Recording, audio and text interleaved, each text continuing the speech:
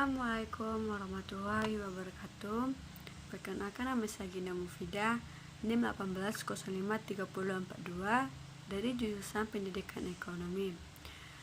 Di sini saya akan menjelaskan tentang administrasi sarana dan prasarana pendidikan.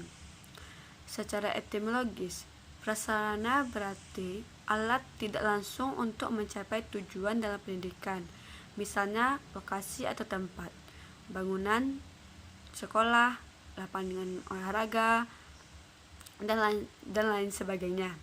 Sedangkan sarana berarti alat langsung untuk mencapai tujuan pendidikan, misalnya ruang, buku, perpustakaan, laboratorium, dan seterusnya. Dengan demikian, dapat ditarik suatu kesimpulan bahwa administrasi sarana dan prasarana pendidikan itu adalah sebuah komponen yang secara langsung maupun tidak langsung menunjang jalannya proses pendidikan untuk mencapai tujuan dalam pendidikan itu sendiri. Sedangkan menurut administrasi sarana dan prasarana itu sendiri mempunyai peranan yang sangat penting bagi terlaksananya proses pembelajaran di sekolah serta menunjang tercapainya tujuan pendidikan di sebuah sekolah, baik tujuan secara khusus maupun tujuan secara umum. Terdapat beberapa pemahaman mengenai administrasi sarana dan prasarana, di antaranya adalah yang pertama, yaitu berdasarkan konsep lama dan modern. Menurut konsepsi lama, administrasi sarana dan prasarana itu diartikan sebagai sebuah sistem yang mengatur ketertiban peralatan yang ada di sekolah. Menurut konsep modern, administrasi sarana dan prasarana itu adalah suatu proses seleksi dalam menggunakan sarana dan prasarana yang ada di sekolah. Yang B, berdasarkan pandangan pendekatan operasional tertentu. Dia terbagi 5. Yang pertama, seperangkat kegiatan dalam mempertahankan ketertiban penggunaan sarana dan prasarana di sekolah melalui penggunaan disiplin.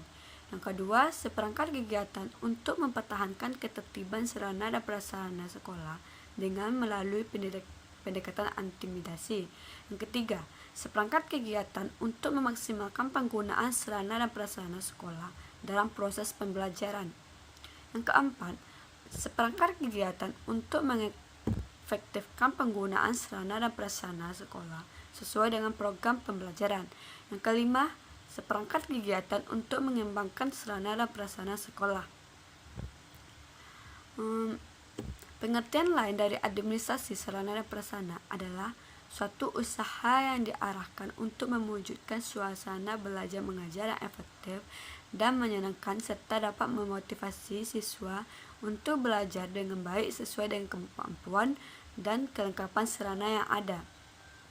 Adapun macam-macam sarana dan prasarana yang diperlukan di sekolah demi kelancaran keberhasilan kegiatan proses pendidikan sekolah. Yang pertama, yaitu ruang kelas, tempat siswa dan guru melaksanakan proses kegiatan belajar mengajar. Yang kedua, ruang perpustakaan, tempat koleksi berbagai jenis bacaan bagi siswa dan dari sinilah siswa dapat menambahkan pengetahuan. Yang ketiga, ruang laboratorium, tempat praktek, tempat siswa mengembangkan pengetahuan, sikap dan keterampilan serta tempat meneliti dengan menggunakan media yang ada untuk memecahkan suatu masalah atau konsep pengetahuan. Yang keempat, ruang keterampilan adalah tempat siswa melaksanakan latihan mengenai keterampilan tertentu. Yang kelima, ruang kesenian adalah tempat berlangsungnya kegiatan-kegiatan seni. Yang keenam, fasilitas olahraga, tempat berlangsungnya latihan-latihan olahraga. Pemeliharaan sarana dan prasarana. Untuk menyempurnakan pelaksanaan administrasi sarana dan prasarana, para ahli menyarankan beberapa pedoman pelaksanaan administrasinya. Di antaranya adalah yang A, kepala sekolah tidak terlalu menyibukkan diri secara langsung dengan urusan pelaksanaan administrasi dan prasarana pengajaran. Yang kedua, melakukan sistem pencatatan yang tepat sehingga mudah dikerjakan. Yang ketiga, senantiasa ditinjau dari segi pelayanan untuk turut memperlancarkan pelaksanaan program pengajaran. Adapun masalah yang sering timbul dalam pemeliharaan sarana dan prasarana di sekolah adalah pengurusakan yang dilakukan oleh siswa-siswa di sekolah itu sendiri. Namun ada beberapa upaya yang bisa dilakukan dalam menangani masalah tersebut. Di antaranya adalah: 1. Membangkitkan rasa memiliki sekolah pada siswi-siswi. Yang kedua, sarana dan prasarana sekolah disiapkan yang prima sehingga tidak mudah dirusak. Yang ketiga, membina siswa untuk disiplin dengan cara yang efektif dan diterima oleh semua siswa. Yang keempat, menumpuk rasa tanggung jawab kepada siswa untuk menjaga dan memelihara keutuhan dari sarana dan prasarana sekolah yang ada. Koordinasi dalam mengolah dan memelihara sarana dan prasarana sekolah agar tetap prima adalah tugas utama dari administrator. Oleh karena itu, para petugas yang berhubungan dengan sarana dan prasarana sekolah bertanggung jawab langsung kepada kepala sekolah. Adapun kebijakan yang diperlukan dalam memelihara dan mengelola sarana prasarana sekolah adalah: yang pertama, membina hubungan kerjasama yang baik dengan petugas. Yang kedua, memimpin kerjasama dengan staf yang membantu petugas. Yang ketiga, memberikan pelatihan pada petugas untuk meningkatkan kerjanya.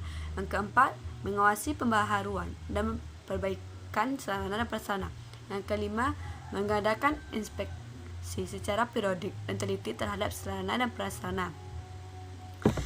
Selanjutnya itu komponen-komponen administrasi sarana dan prasarana pendidikan. Yang pertama itu lahan. Yang diperlukan untuk mendirikan sekolah harus disertai dengan tanda bukti kepemilikan yang sah dan lengkap. Adapun jenis lahan tersebut harus memenuhi beberapa kriteria, antara lain lahan terbangun adalah lahan yang di atas berisi bangunan. Yang kedua, lahan terbuka adalah lahan yang belum ada bangunan di atasnya. Yang ketiga, lahan kegiatan praktek adalah lahan yang digunakan untuk melaksanakan kegiatan praktek. Yang kelima, lahan pengembangan adalah lahan yang dibutuhkan untuk mengembangkan bangunan dan kegiatan praktek. Yang kedua yaitu ruang. Secara umum, jenis ruang ditandai dari fungsinya. Yang pertama, fungsinya yaitu ruang pendidikan. Ruang pendidikan berfungsi untuk menampung proses kegiatan belajar mengajar. Yang kedua itu ruang administrasi. Ruang administrasi berfungsi untuk melaksanakan berbagai kegiatan kantor. Yang ketiga itu ruang penunjang. Ruang penunjang berfungsi untuk menunjang kegiatan yang mendukung proses kegiatan belajar mengajar. Selanjutnya itu perabot. Secara umum, perabot sekolah mendukung 3 fungsi, yaitu fungsi pendidikan, fungsi administrasi, fungsi penunjang. Jenis perabot sekolah dikelompokkan menjadi 3 macam. Yang pertama, perabot pendidikan adalah semua jenis mebel yang digunakan untuk proses kegiatan belajar mengajar. Yang kedua, perabot administrasi adalah perabot yang digunakan untuk mendukung kegiatan kantor. Yang ketiga adalah perabot penunjang, adalah perabot yang digunakan atau dibutuhkan dalam ruang penunjang.